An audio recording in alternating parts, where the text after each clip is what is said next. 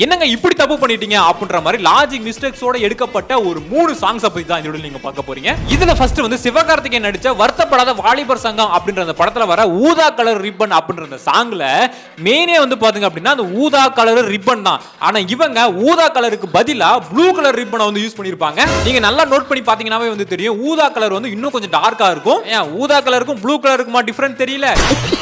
And number 2 Siddharth நடிச்ச அரண்மனை 2 இந்த படத்துல வந்து குச்சி மிட்டாய் குறி ரொட்டி அப்படின்ற மாதிரி ஒரு சாங் ஒன்று வரும். இந்த சாங்ல ஒரு மிட்ல ஒரு வரி ஒன்று வரும். அது என்ன வரி அப்படின்னா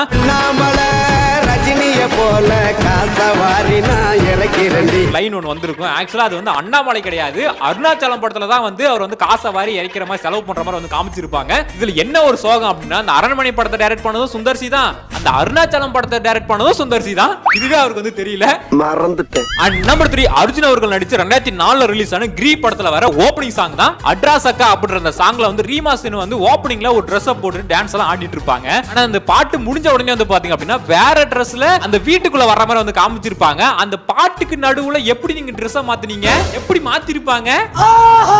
ஆக்சுவலா இது வந்து ஒரு கண்டினியூட்டி மிஸ்டேக் தான். சாங்ல வந்து கொஞ்சம் கிளாமரா காமிக்கணும் அப்படின்றதுக்காக ட்ரெஸ் போட்டுருப்பாங்க, சீன்ல வந்து கொஞ்சம் அடக்கமா காமிக்கணும் அப்படின்ற மாதிரி இந்த ட்ரெஸ் போட்டுருக்காங்க போல. ஐயோ இந்த அடக்க உடக்க எனக்கு ரொம்ப பிடிச்சிருக்கு. வேற ஏதாச்சும் மிஸ்டேக்ஸ் இருந்துச்சு அப்படின்னு கவுண்ட் பண்ணுங்க, லைக் போட்டுருங்க. வரட்டும்.